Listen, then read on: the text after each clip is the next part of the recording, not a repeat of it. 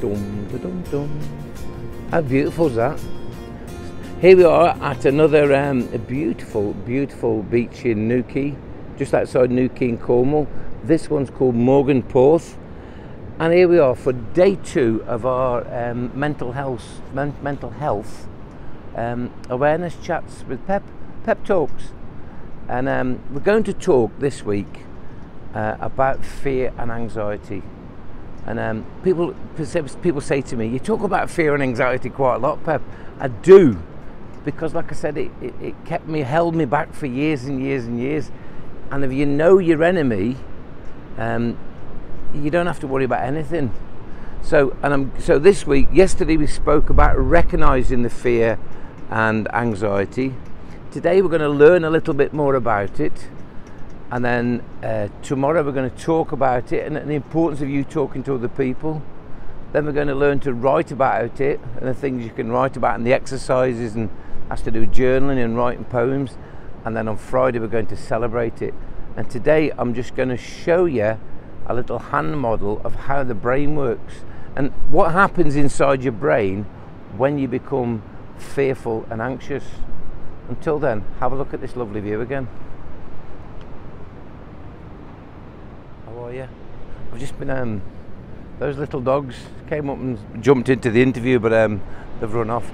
Right, like I said, we're going to talk about we're going to learn about fear and anxiety. And today we had our dinner in that lovely place up there called the Merry Moor, and then we walked in and I found a stone, and this was the stone, and I loved it.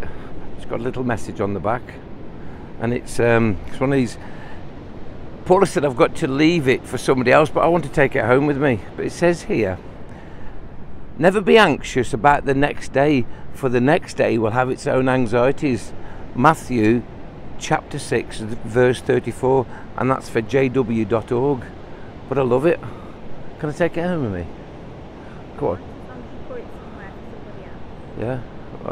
I'll write another one. What I'll do another one with Pep Talk. Little doggy there, look. Hello there. How are you?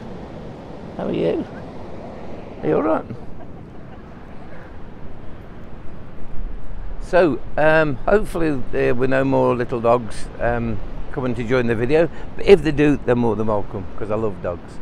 Right, what I was going to do, Paula, for this one, there's a famous neuroscientist, and his name was Dan Siegel, or Dan Siegel. Siegel? But it's quite pointy here, because there's lots of seagulls around here. See what I did there, Paula?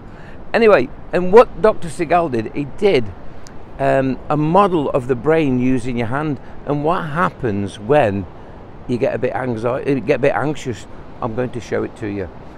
Now, again, about 1950s, there was a guy called Dr. McLean.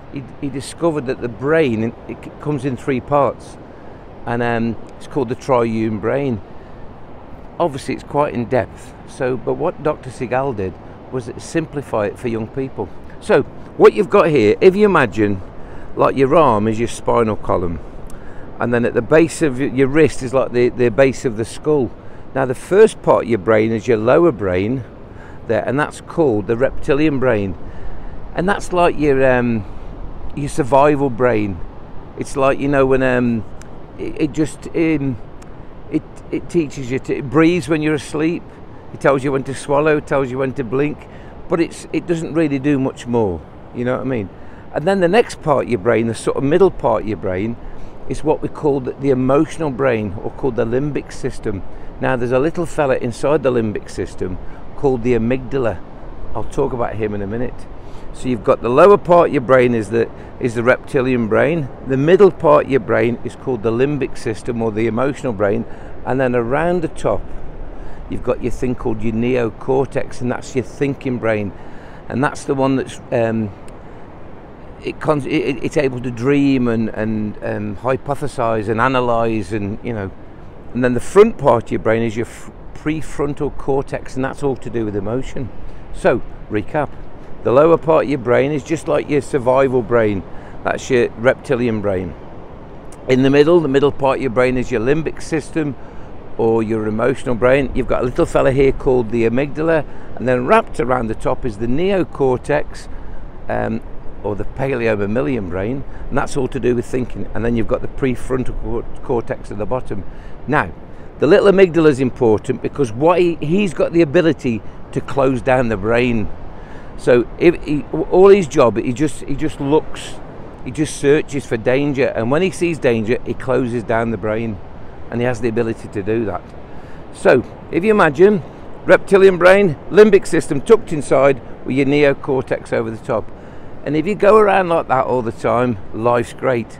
But what happens sometimes is people get onto you and you get stressed, and your little prefrontal cortex, and in the end, Paula, you just poof, you flip your lid.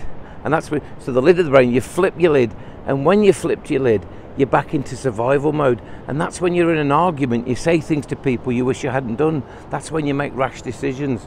So what we have to do most of the time is to make sure that the little amygdala is happy, and you make the amygdala happy by relaxing, meditation, taking things easy, not taking everything on board, distinguishing what's real and what's fantasy. And like I've said before, fear tells lies, and fear will tell you all sorts of things. But if you keep your little amygdala happy, you'll just let the rest of the thinking part of the brain just relax, and then you'll have a great brain. So you don't want to be flipping your lid, you want to be calm.